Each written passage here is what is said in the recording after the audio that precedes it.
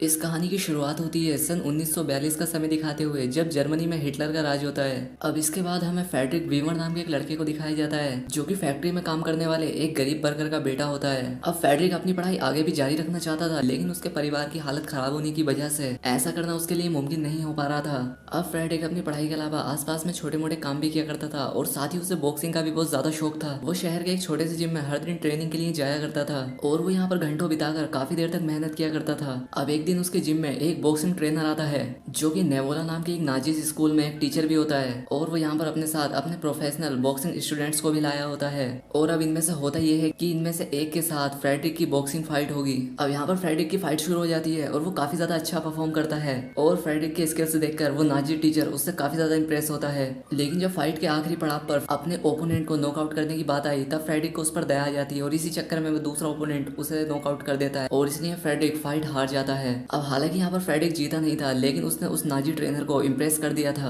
वो यहाँ पर फ्रेडरिक से कहता है कि तुम फाइट में काफी अच्छे हो, क्यों ना तुम नेबुला में एडमिशन ले लो। अब क्योंकि नेबुला में एडमिशन लेने के बाद फ्रेडरिक एक आर्मी ऑफिसर बन जाएगा, और इसके बाद उसे कभी भी पैसों की चिंता नहीं होगी। लेकिन यहाँ पर परेशानी सिर्फ फ्रेडरिक के फादर होते हैं, क्योंकि वो नाजियों को बिल्कुल भी पसंद नहीं किया करते थे, और इसीलिए उन्होंने फ्रेडरिक के एडमिशन लेटर पर साइन करने के लिए साफ इनकार कर दिया। लेकिन अब फ्रेडरिक किसी भी तरह से पीछे नहीं हटना चाहता था, और इसीलिए उसने अपने फादर के नकली दस्तखत किए, और इसके बाद वो अपने घर से भाग जाता है। अगले सुबह फ्रेडरिक के पेरेंट्स को उसका एक लेटर मिलता है, जिसमें उसने लिखा होता है कि वो नेबुला ज्वाइन करने के लिए एलेंस्टीन जा रहा है। अब फ्रेडरिक अपनी मंजिल पर पहुंच जाता है, और यहाँ पर नेबुला की बिल्डिंग देखकर फ्रेडरिक काफी ज्यादा हैरान हो जाता है, क्योंकि ये बिल्डिंग काफी ज्यादा आलीशान दिख रही थी। तभी फ्रेडरिक के पास एक ट्रेनर आता है, और वो उसे उसके रूममेट क्रिस्टोफ से उसे मिलवाता है। अब क्रिस्टोफ ने उसे उसका रूम दिखाया, और 15 मिनट के अंदर उसे ऑडिटोरियम में पहुंचने के लिए कहा। अब यहाँ पर फ्रेडरिक पहली बार यूनिफॉर्म पहनता है, और ये काफी ज्यादा खुश होता है। अब ये सभी लोग असेंबली में इकट्ठा हो जाते हैं, और यहाँ पर इनका हेड ऑफिसर इन्हें भाषण देने लगता है, और यहाँ पर फ्रेडरिक काफी ज्यादा खुश दिखाई दे रहा था। अब असेंबली खत्म होने के बाद क्रिस्टोफ ने फ्रेडरिक को बाकी रूममेट से भी मिलवाया। तभी यहाँ पर जोसर नाम का एक सीनियर स्टूडेंट यहाँ पर पहुंचता है। अब वो यहाँ पर अपना रोप जमाता है, और फ्रेडरिक को 100 पुशअप करने के लिए कहता है, क्योंकि फ्रेडरिक ने अपनी अलमारी को ढंग से सेट नहीं किया था। लेकिन तभी यहाँ पर ट्रेनर मौके पर पहुंच जाता है, और ये सब रोक देता है। अब यहाँ पर रात हो जाती है, और फ्रेडरिक सो नहीं पा रहा था। तब उसने क्रिस्टोफ से बात करने के बारे में सोचा, लेकिन यहाँ पर लाइट्स बंद होने के बाद बात करने की इजाजत नहीं थी।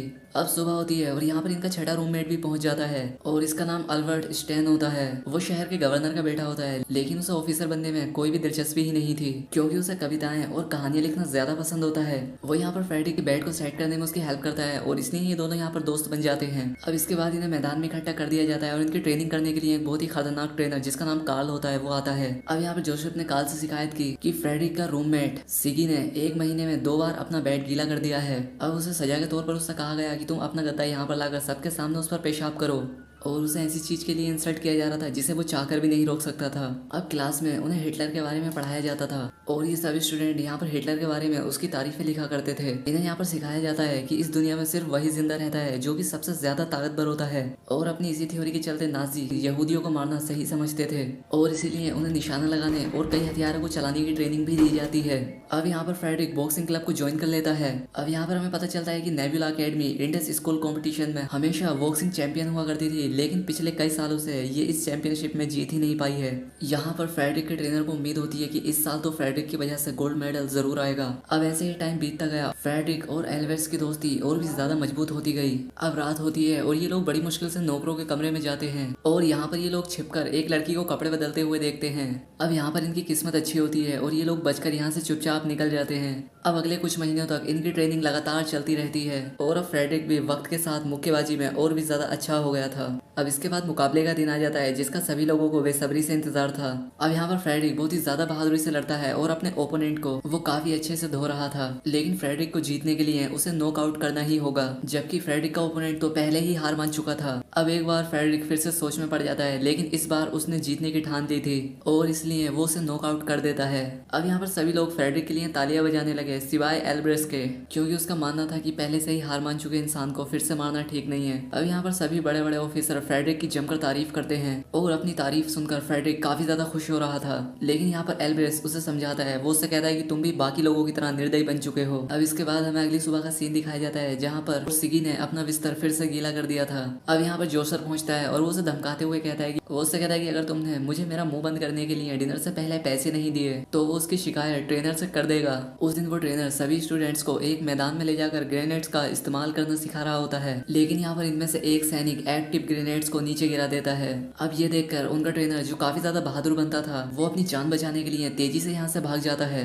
अब यहाँ पर जितने भी कैडेट्स मौजूद होते हैं वो काफी ज्यादा डर जाते हैं, लेकिन यहाँ पर एक लड़का होता है जो कि बहादुरी दिखाता है और वो होता है सिगी। वो उस ग्रेनेड पर लेट जाता है और उसे अपने आप से ढक देता है। यहाँ पर एक बहुत ही बड़ा धमाका होता है और सिगी के शरीर के चिथड़े उड़ जाते हैं, लेकिन यहाँ पर सिगी ने अपनी जान देकर 20 कैडेट्स को बचा लिया था। अब अगले दिन उसकी इस बहादुरी के लिए उसे मेडल ऑफ ऑनर से सम्मानित किया गया। लेकिन यहाँ पर फ्रेडरिक को ये बात सोचकर काफी बुरा लग रहा था कि जिस ट्रेनर ने सिगी को अपना बिस्तर गीला करने के लिए सजा दी वो खुद वहाँ से अपनी जान बचाने के लिए चुपचाप भाग निकला।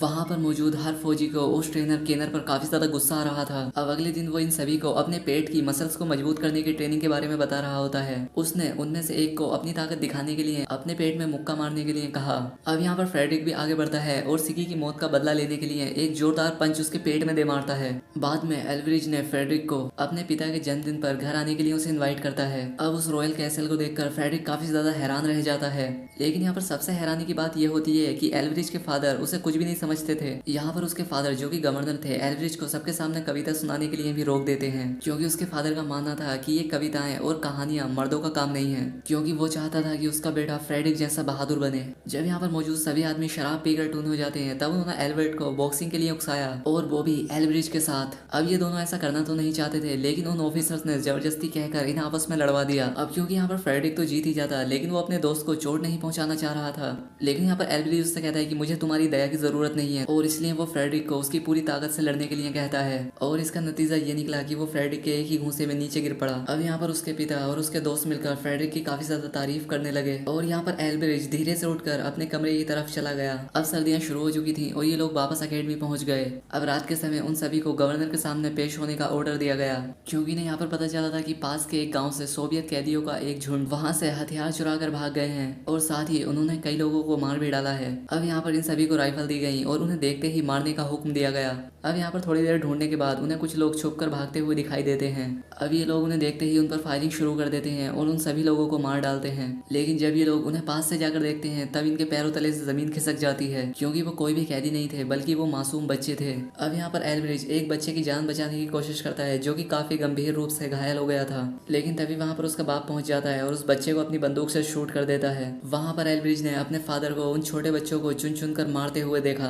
अब यहाँ पर एल्वरिज के मन में अपने फादर के लिए बहुत ही गलत ख्याल दौड़ने लगे थे। वह अपने फादर से नफरत करने लगा था। वहीं दूसरी तरफ फ्रेडरिक की एक लड़के से फाइट हो जाती है, जिसके चलते उसे 24 घंटे के लिए जेल के अंदर डाल दिया जाता है। अब इसके बाद इन सभी को साहित्य की क्लास में दिखाया जाता है, जहाँ पर इनके टीचर ने इन्हें सर्दियों पर एक कविता लिखने के लिए कहा। अब एल्वरिज को सभी के सामने उसे उसकी कविता पढ़ने के लिए बुलाया गया। अब पहले तो एल्वरिज सर्दियों के बारे में ही अपने विचार बताता है, लेकिन तब उसकी कविता एक अलग मोड़ ले लेती है जब वो नाज़ियों के विचारों के खिलाफ जाने लगा। पिछली रात जो बच्चे मारे गए थे उस सब के लिए वो अपने फादर को जिम्मेदार ठहराता है। अब टीचर उसे प्रिंसिपल के ऑफिस में ले जाते हैं, जहाँ पर उसके फादर को बुलाया गया। अब अगले दिन उसने सख्ती दिखाते हुए एल्वरिज को एक अच्छी कविता लिख कर लाने के लिए कहा, लेकिन यहाँ पर एल्वरिज साफ मना कर देता है और वो कह रहा है कि जो मैंने कहा बिल्कुल ठीक कहा और मैं अभी भी अपने उन्हीं विचारों पर अड़ा हूँ। दूसरी तरफ जब फ्रेडरिक की सजा पूरी हो जाती है तब उसे सारी घटना के बारे में जानकारी मिली।